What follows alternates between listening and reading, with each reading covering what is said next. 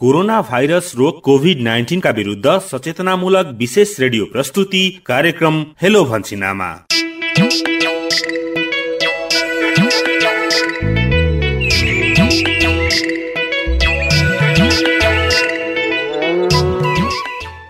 सहभागी श्रोता नमस्कार।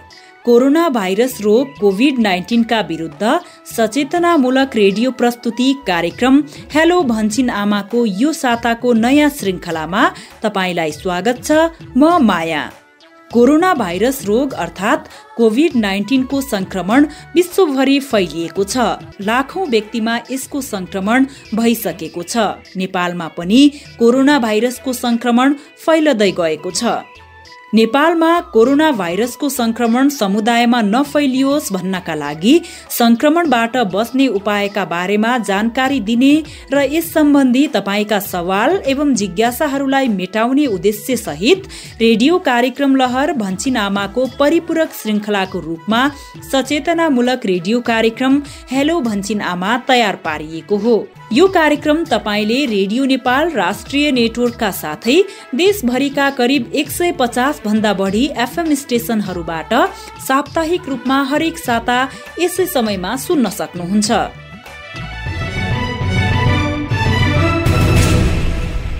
सहभागी श्रोता, कार्यक्रम हेलो भन्छिन आमामा गएको साता हामीले कोरोना भाइरस रोग कोभिड-19 का विषयमा तपाईका प्रश्न तथा जिज्ञासामा विज्ञ विशेषज्ञको जवाफ अनि कोरोना भाइरस संक्रमणको शंका लागेका र संक्रमणको उपचारपछि घर फर्किएका व्यक्तिहरूप्रति तपाई, हामी र हाम्रो समुदायको भूमिका र दायित्वका विषयमा शुक्रराज ट्रपिकल तथा सरुवा रोग अस्पताल टेकु काठमाडौँमा सेवारत डाक्टर अनुप बास्तोलाको उपयोगी सुझाव सुनेका थियौं। कार्यक्रमको 5औं श्रृङ्खलामा आज हामी कोरोना भाइरस संक्रमण सम्बन्धमा तपाईका प्रश्न तथा जिज्ञासामाथि शुक्रराज ट्रपिकल तथा सरुवा रोग अस्पताल टेकु काठमाडौँमा सेवारत डाक्टर शेरबहादुर पुनको जवाफ अनि लकडाउनको अहिलेको समयमा स्वास्थ्य संस्थाहरूमा के कस्ता स्वास्थ्य सेवा तथा अत्यावश्यक सेवाहरू कसरी प्रदान गरिँदै आएको छ र त्यसका लागि स्वास्थ्य कर्मी तथा महिला स्वास्थ्य स्वयंसेविकाको भूमिका के हो भन्ने विषयमा नेपाल सरकार स्वास्थ्य तथा जनसंख्या मन्त्रालय स्वास्थ्य सेवा विभाग उपचारात्मक सेवा महाशाखाका निर्देशक डाक्टर तारानाथ पोखरेलका कुरा पनि सुन्नेछौं। साथमा अन्य सन्देश एवं सचेतनामूलक सामग्री पनि छन्। अबको करिब आधा घण्टा हामीलाई सुनेर साथ दिनुस् है। सहभागी श्रोता, हामी यति बेला लकडाउनको पूर्ण पालना गरी घरमा नै बसेर आफू र आफ्नो परिवारलाई कोरोना भाइरसको संक्रमण हुनबाट जोगिने र जोगाउने प्रयास गरिरहेका छौं। यसरी लकडाउनमा बस्न गाह्रो पनि भएको छ, तर यो जरुरी पनि छ किनभने यसले संक्रमणको सम्भावना कम गराउँछ। कोरोना भाइरसको संक्रमणसँगै हामीले quarantine, self quarantine, isolation, self isolation जस्ता विभिन्न शब्दहरू सुन्दै आएका छौं। हामी मध्ये कतिपयलाई त यी शब्दहरू निकै नयाँ र नौला पनि छन्। कोरोना भाइरसले ल्याएका यी विविध नयाँ नयाँ तथ्य र घटनाक्रमले तपाई हाम्रो मनमा धेरै प्रकारका सवाल, जिज्ञासा र उत्सुकता जगाइदिएको छ। धेरै भन्दा धेरै श्रोताहरूले आफ्नो मनमा उब्जिएका तीनै उत्सुकता, जिज्ञासा तथा सवालहरू हामीलाई कार्यक्रम भन्छिन आमाको फेसबुक पेज, मेसेन्जर, एसएमएस तथा आइभीआरबाट पठाइरहनु भएको छ। त्यसैको सम्बोधनका लागि आज पनि हामी आएका हौं। यही क्रममा तपाई हाम्रा तीनै प्रश्न तथा जिज्ञासाहरू लिएर सहकर्मी यशोदाले शुक्रराज ट्रपिकल तथा सरुवा रोग अस्पताल टेकुमा सेवारत डाक्टर शेरबहादुर पुनसँग कुराकानी गर्नु भएको छ। तपाईका जिज्ञासामा डाक्टर पुनको जवाफ सुनौ अबको पालोमा। स्वागत छ तपाईलाई कार्यक्रम हेलो भन्छिन आमामा। धन्यवाद। सुरुवात गरौं राममाया राई र पूजा सुनवारले हामीलाई फेसबुक पेजमा गर्नुभएको प्रश्नबाट कोरोना रोगको वा संक्रमण भइहाले कति समयपछि यो रोग भएको देखा पर्दछ, यसको लक्षणहरू कस्तो हुन्छ भनेर सोध्नु भएको छ। कोरोना भाइरस जसलाई अहिले कोभिड-19 रोगको नामले पनि चिनिने गरिन्छ, यो सामान्यतया संक्रमण भएको 2 देखि 14 दिनमा देखिने गर्दछ र यसको प्रमुख लक्षणहरूमा उच्च ज्वरो आउनु, श्वास-प्रश्वासमा समस्या आउनु र खोकी लाग्नु। पछिल्लो समयमा चाहिँ अलिक सुँग्ने जुन शक्ति छ त्यसमा पनि केही कमी आउने र स्वादमा पनि त्यसमा पनि कमी आउँछ भन्ने कुरा चाहिँ थपेर आएको छ। त्यो नै यसको मुख्य लक्षणहरू हो भनेर बुझ्नु पर्दछ। अर्को प्रश्न रहेको छ, नारायणी राणा, उहाँले फेसबुक मार्फत प्रश्न राख्नु भएको छ। कोरोनाको लक्षणहरू ज्वरो आउने, सुक्खा खोकी लाग्ने बाहेक अरू समस्याहरू नि देखा पर्छ भन्छन्, जस्तै हाम्रो शरीरभित्र रगत जम्ने अनि खुट्टाहरू सुन्निने भन्ने समाचारहरू फेसबुकमा पनि देखिन्छ। के यो साँच्चै हो भनेर उहाँले प्रश्न गर्नु भएको छ। पछिल्लो समयको अनुसन्धानहरूले यो कुरालाई पनि संकेत गरेको छ अथवा यस्तो खालको नतिजाहरू प्रकाशित भइरहेको अवस्था छ। विशेष गरेर अमेरिकी जुन स्वास्थ्य कर्मीहरू छ र वैज्ञानिकहरूले यो हाम्रो शरीरमा चाहिँ रगतमा पनि यसले समस्याहरू ल्याएको छ, जसले गर्दाखेरि कोरोना संक्रमण भएर त्यसको जटिलता उत्पन्न हुने र अझ भन्नु पर्दाखेरि मृत्यु हुनुको मुख्य कारण चाहिँ अहिले यतातिर पनि लिइरहेको अवस्था छ। अब यसको पूर्ण जानकारी आउने क्रम अहिले पनि जारी छ, तर उहाँले जुन कुरा सुन्नुभएको त्यो चाहिँ सत्य हो। हामीले पूर्ण रूपमा भन्नको लागि चाहिँ अझ पनि केही समय कुर्नुपर्ने जस्तो चाहिँ मलाई लाग्दछ। त्यसै गरी सुरेश नेङमा लामा सोध्नुहुन्छ कि कोरोनाले धेरै निन्द्रा लाग्छ हो भनेर उहाँ सोध्नुहुन्छ। हाम्रो लागि पनि कोरोना भाइरस पक्कै पनि नौलो नयाँ प्रजाति हो। खास गरी देखिएको पनि लगभग 3 महिना डिसेम्बरको 31 तारिक WHO मा यसको रिपोर्ट भएको देखिन्छ। त्यसले गर्दाखेरि चाहिँ यो अत्यन्तै नितान्त अलिकति फरक खालको कोरोना भाइरसकै पछिल्लो प्रजाति भएको हुनाले हामीले धेरै कुरा सिक्दैछौँ र मैले चाहिँ त्यस्तो खास पढ्न पाएको छैन अथवा अनुसन्धानमा त्यस्तो त्यसलाई चाहिँ विशेष गरेर चासोका साथ उल्लेख गरेको चाहिँ मैले पाएको छैन। त्यसै गरी दीपक पुरीले र अमृत ढुङ्गानाले प्रश्न गर्नु भएको छ फेसबुक मार्फत नै, सेनिटाइजर भनेको के हो र यसले कोरोना भाइरसबाट बच्न कसरी सहयोग गर्दछ? सेनिटाइजर भन्ने बित्तिकै एक प्रकारको लिक्विड हो जसले गर्दाखेरि भाइरसको चाहिँ निर्मूल अथवा नष्ट पार्छ भनिन्छ। सामान्यतः 60-65% भन्दा बढी अल्कोहल बेसमा बनाएको इथानोल भन्छ हामीले भन्दा त्यो खालको आधारमा चाहिँ हामीले बनाएको केमिकल छ, त्यसलाई चाहिँ अहिले सेनिटाइजरको नामले पनि प्रयोग गर्ने गर्छौँ र त्यसले चाहिँ सामान्यतः भाइरसलाई नष्ट गर्छ अथवा निष्क्रिय गर्छ भन्ने हो। हजुर। त्यसै गरी काजल भट्टले सोध्नुहुन्छ, कोरोना भाइरस लागेको आमाले शिशुलाई दुध दिनुपर्छ कि नाइ, कि आमाको दुधबाट पनि कोरोना भाइरस सर्छ वा सर्दैन भनेर उहाँले सोध्नु भएको छ। अब त्यसमा रोक्नुपर्छ भन्ने त म देख्दिनँ, तर अब यसको अनुसन्धानहरू जारी नै छ। तर अहिले त्यस्तो दुध नै नखुवाउने भन्ने त्यो खालको चाहिँ सायद गाइडलाइन्सहरूमा देखिँदैन। सायद अब छिटै यो बारेमा पनि पूर्ण रूपमा जानकारी होला। यद्यपि त्यसरी चाहिँ दुध खुवाएर सरेको भन्ने छैन, किन भन्दाखेरि धेरैभन्दा धेरै व्यक्तिहरू सङ्क्रमित भएको छ र बच्चाहरूमा तपाईँ हामीले सुनेअनुसार धेरै त्यस्तो सङ्क्रमित भएको छैन भन्ने कुराहरू पनि आएको छ। यद्यपि फटाफट हामीले अब नवजात शिशुहरूमा पनि भएको भन्ने छ, तर त्यो दुधबाट भन्दा पनि मलाई जहाँसम्म लाग्छ श्वास प्रश्वासकै माध्यमबाट अथवा उहाँको जुन रियालहरू छ त्यो कहीँ न कहीँ कुनै न कुनै माध्यमबाट चाहिँ त्यो बच्चामा गएको हुनुपर्छ भन्ने मलाई लाग्दछ। हजुर। त्यसै गरी अनिसा अधिकारी लेख्नुहुन्छ, कोरोना भाइरसको महामारीको यो बेलामा गर्भ जाँच र आइरन चकी खाना धेरै ढिलो भएमा आमा र बच्चाको स्वास्थ्यमा कस्तो असर पर्दछ?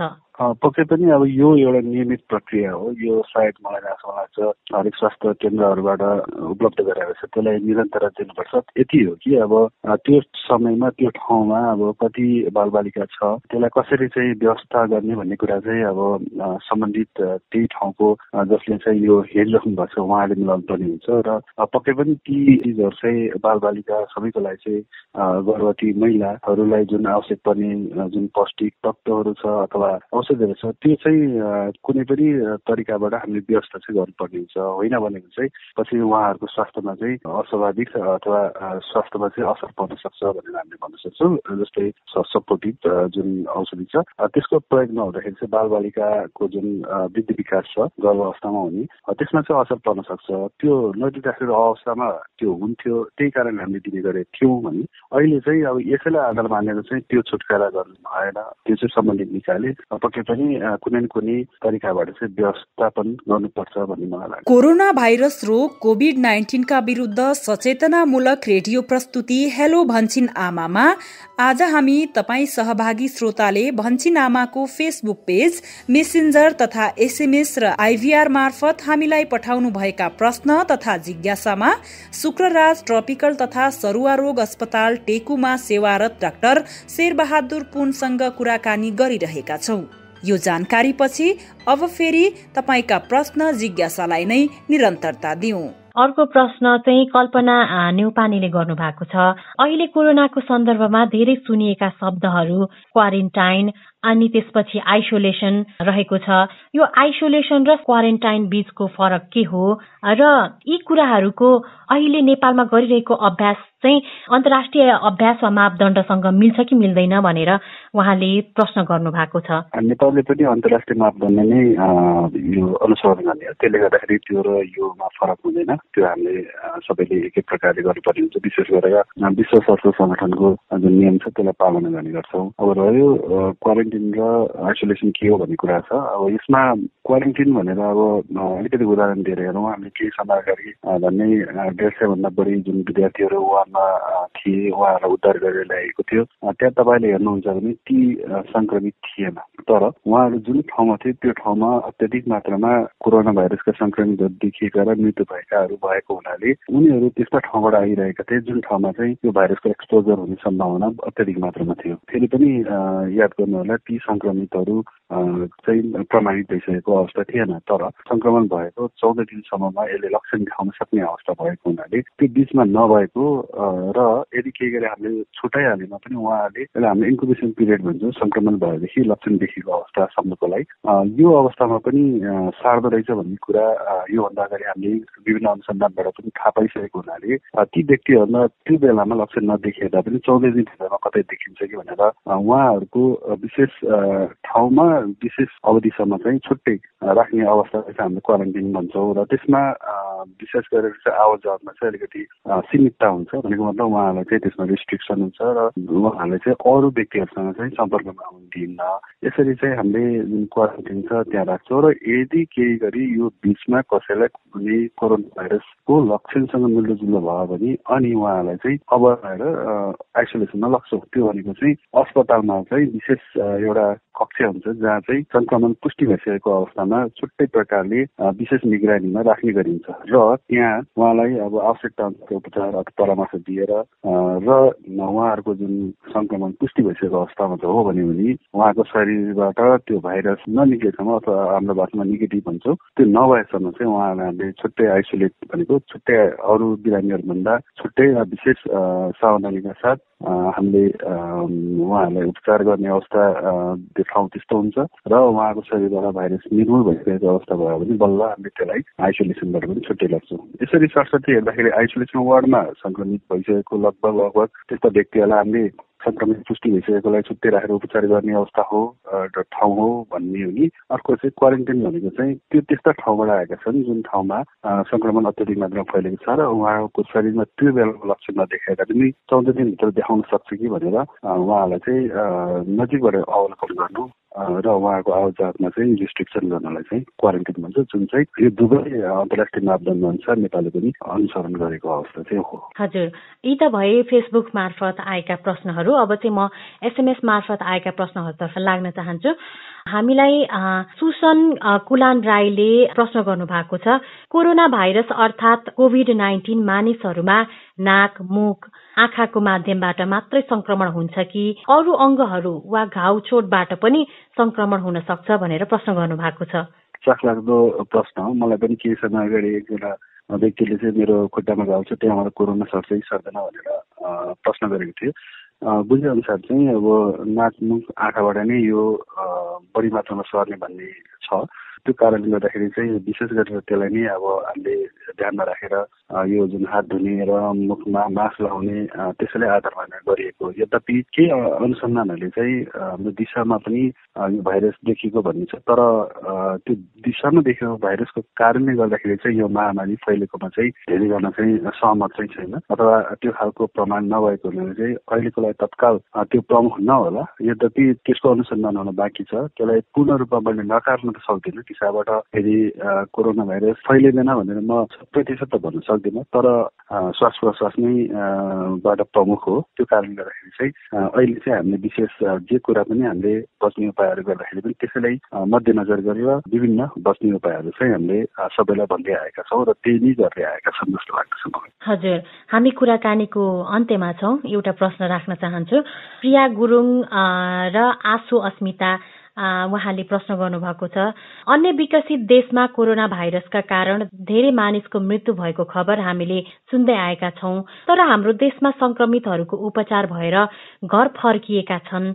यो के कारणले यो सम्भव भयो भनेर उहाँले भन्नुभएको छ। अब अहिलेको तथ्याङ्कलाई सायद आधार मान्ने हेर्ने हो भने अब लगभग 100 जना पुगिसकेको छ। यो भनेको चाहिँ झन्डै 15-16 जना अलिकति कडा भएर अस्पताल भर्ना हुनुपर्ने थियो भने झन्डै 5-6 जनाको मृत्यु हुनुपर्ने थियो यो अवधिसम्म। तर यसको ठिक विपरीत सबैजना सामान्य छ। यसको कारण पछाडि चाहिँ अब मैले अहिलेको लागि छोटोमा चाहिँ दुईटा मात्र भने, या त हाम्रो शरीरले जुन प्रतिक्रिया जनाएको छ त्यो ती देश जहाँ चाहिँ महामारी फैलिएर धेरै मानिसको मृत्यु भएपछि त्योभन्दा फरक छ, अथवा भाइरसको क्षमतामा केही प्रश्न गर्ने ठाउँहरू चाहिँ दिएको छ। अब यो दुवैको अनुसन्धान चाहिँ नेपालमा भएको छैन।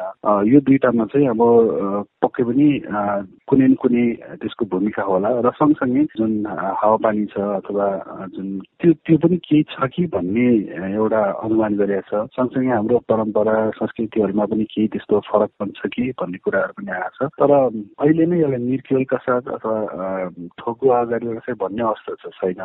भाइरस आफैमा कस्तो खालको भाइरस हो यो, त्यो फरक छ कि यता र उताको फरक हो कि, अथवा हाम्रो शरीरले नै भाइरस प्रति देखाउने प्रतिक्रिया केही फरक छ कि, त्यो सबै कुराहरू एउटा अनुसन्धानको एउटा पाटो बन्ने भएको अवस्था छ र सायद पछि यो बारेमा पनि धेरै अनुसन्धान भएर जानकारी आउने छ भन्नेमा चाहिँ म ढुक्क छु।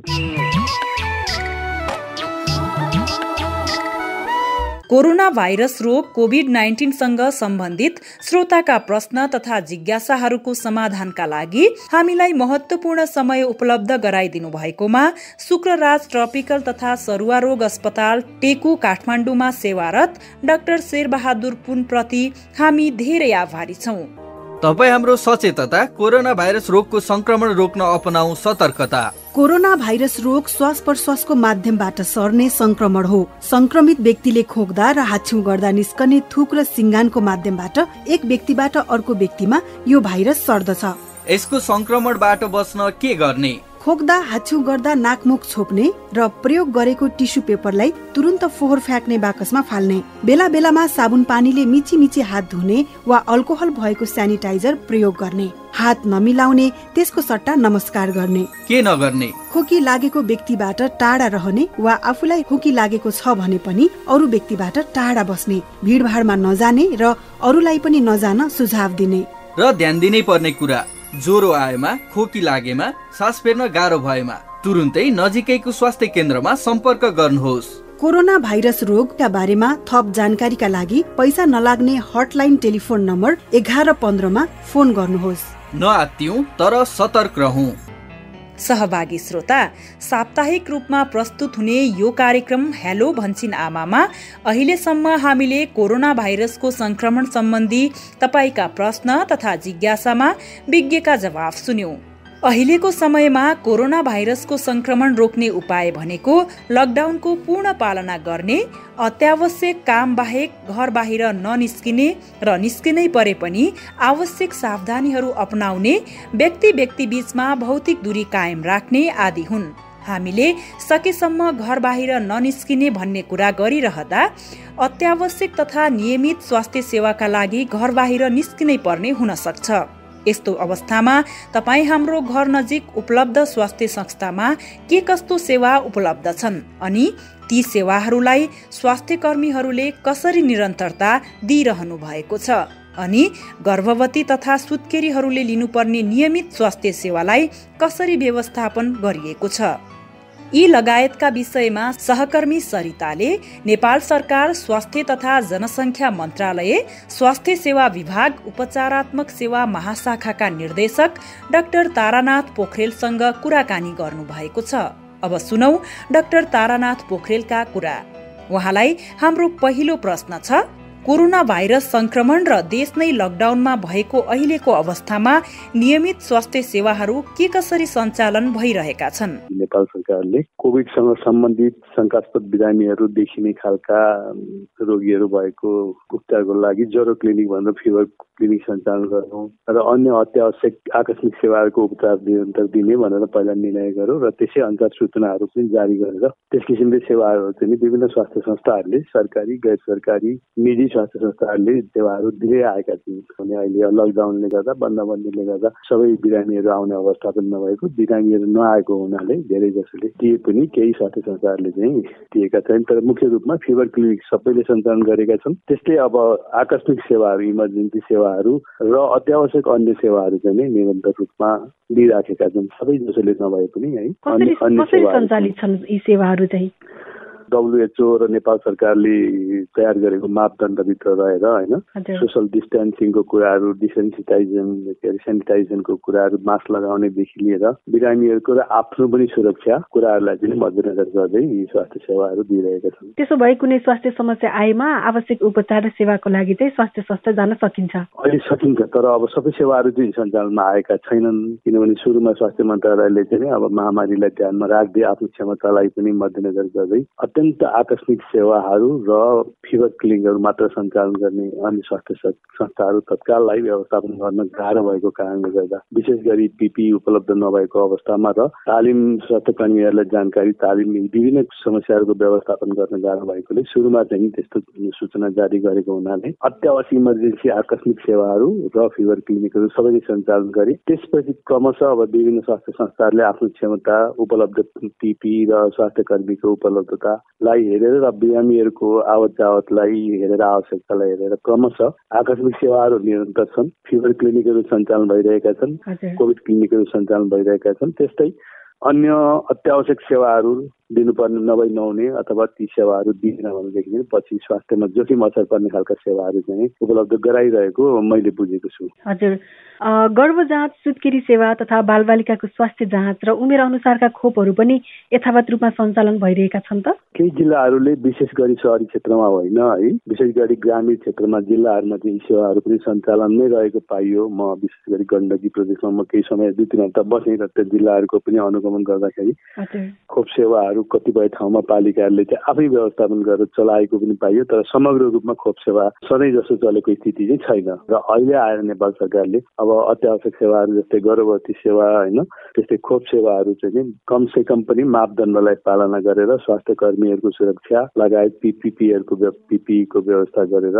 सोशल डिस्टेन्सिङ मिलाएर, समय मिलाएर त्यही किसिमले विशेष परिस्थितिको व्यवस्था गरेर चलाउनु भनेर निर्देशन दिएको हुनाले क्रमशः सुरु भएका छन् यी सेवाहरू चाहिँ। खोप सेवाहरू, गर्भवती महिलाहरूको जाँच सेवाहरू चाहिँ सुरु भएको अवस्था छ। कोरोना भाइरसको संक्रमणको जोखिम बढिरहेको अहिलेको अवस्थामा स्वास्थ्य सेवाको लागि स्वास्थ्य संस्था जाँदा चाहिँ कोरोना भाइरस संक्रमणको के कस्तो सावधानी अपनाउनु पर्दछ? हामी सबैलाई अब लगभग थाहा पनि भइसक्यो। विशेष गरी महत्त्वपूर्ण कुरा चाहिँ सोशल डिस्टेन्सिङको कुराहरूलाई चाहिँ मापदण्डलाई पालना गर्दै र आवश्यक संक्रमण व्यवस्थापनको कामदेखि लिएर अन्य सेनिटाइजेसनको कुराहरू, मास्कको प्रयोगहरू, ग्लोभ्सको प्रयोगहरू गर्दै भिड नगरिकन समय मिलाएर सेवाहरू व्यवस्थापन गर्नुपर्ने हुन्छ। अन्यथा फेरि हामीले यता खोप सेवा सञ्चालन गर्ने, अत्यावश्यक सेवा सञ्चालन गर्ने नियममा फेरि कोभिडको चाहिँ संक्रमण बढ्न सक्छ, महामारी चाहिँ एकबाट अर्कामा रोक सर्न सक्ने सम्भावना हुने हुनाले यी सबै कुराहरूलाई ध्यान दिएर सेवा सञ्चालन गर्नुपर्ने हुन्छ। स्थानीय स्वास्थ्य संस्थामा कोरोना भाइरस संक्रमणको परीक्षण तथा उपचारमा चाहिँ के कस्तो सेवा पाउन सकिन्छ?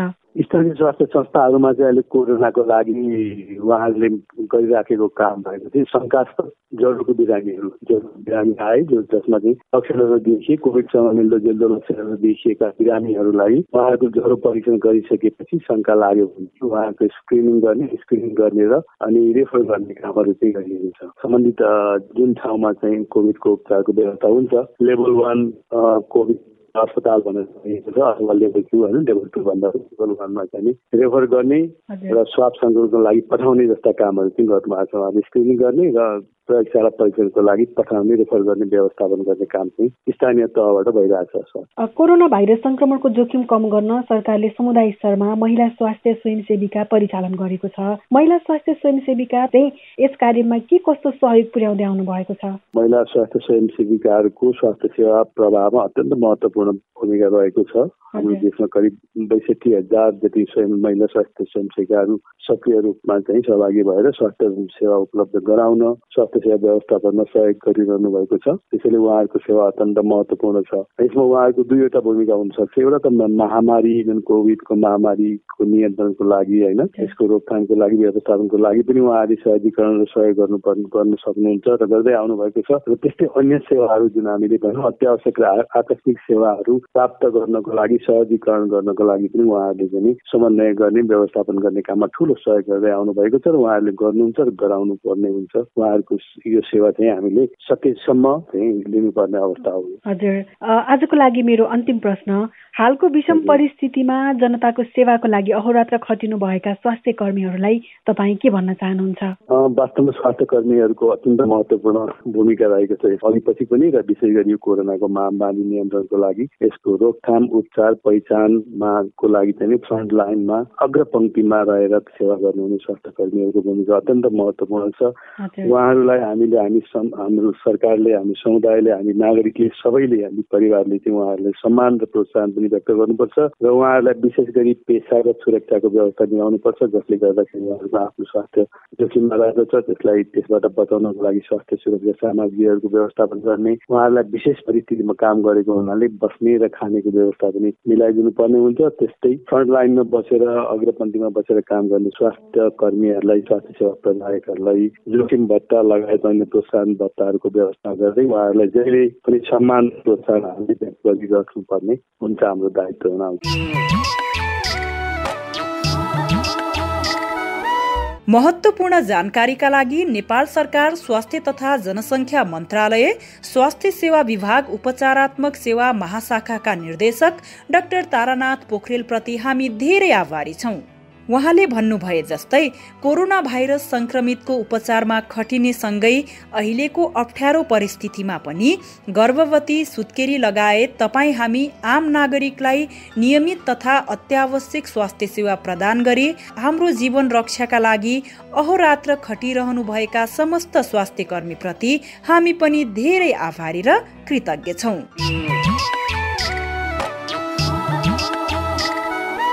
सहभागी श्रोता, तपाईका मनमा पनि कोरोना भाइरस रोग अर्थात् कोभिड-19 सम्बन्धी कुनै पनि प्रश्न तथा जिज्ञासा छन् भने हामीलाई पठाउन सक्नुहुन्छ। तपाईका प्रश्न तथा जिज्ञासा सोध्ने माध्यम र तरिकाको बारेमा यो छोटो जानकारी सुनौं। कोरोना भाइरस रोग कोभिड-19 का बारेमा तपाईका मनमा कुनै पनि प्रश्न वा जिज्ञासा छन् भने हामीलाई अहिले नै सोध्नुहोस्। प्रश्न जिज्ञासा सोध्नका लागि भन्छिनामाको फेसबुक पेज वा मेसेन्जरमा BHAN CHHIN AAMA अर्थात् भन्छिन आमा सर्च गरेर त्यस पेज वा मेसेन्जर मार्फत आफ्नो प्रश्न राख्न सक्नुहुन्छ वा तपाईले SMS गरेर पनि आफ्ना जिज्ञासा राख्न सक्नुहुन्छ। SMS गर्नको लागि मोबाइलमा BAN टाइप गरी एक स्पेस छोडेर आफ्नो जिज्ञासा अनि नाम र ठेगाना लेखी 37171 मा पठाउनुहोस्। तपाईका प्रश्न जिज्ञासा लिनको लागि यी सबै माध्यमहरू 24 घण्टा उपलब्ध छन्। तपाईलाई सजिलो हुने कुनै पनि माध्यमबाट हामीलाई आफ्नो प्रश्न जिज्ञासा पठाउनुहोस् है। तपाईका प्रश्न एवं जिज्ञासाको समाधान हामी हेलो भन्छिनामाको अर्को साताको खण्डमा समेट्ने प्रयास गर्नेछौं। प्रस्तुत कार्यक्रम हेलो भन्छिनामा स्वास्थ्य तथा जनसङ्ख्या मन्त्रालयको साझेदारीमा USAID को आर्थिक सहयोगमा सञ्चालित सुआहारा परियोजनाका निम्ति डिजिटल ब्रोडकास्ट इनिसिएटिभ इक्वल एक्सेसबाट निर्माण गरिएको हो।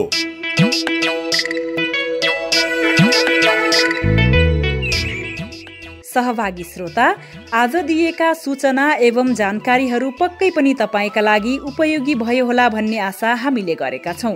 जाँदा जाँदै अहिलेको विषम परिस्थितिमा आफ्नो र आफ्नो परिवारको स्वास्थ्यमा विशेष ख्याल गरौँ।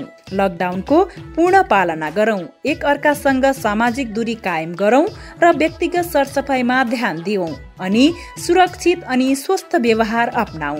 यति भन्दै कोरोना भाइरस रोग अर्थात् कोभिड-19 का विरुद्ध सचेतनामूलक विशेष रेडियो प्रस्तुति हेलो भन्छिन आमाको आजको श्रृङ्खलाबाट सम्पूर्ण उत्पादन सहकर्मीहरू सरिता, यशोदा, पवन, सतीश, सुशीला, दिनेश, रमेश र उपेन्द्र सहित म माया पनि बिदा माग्छु।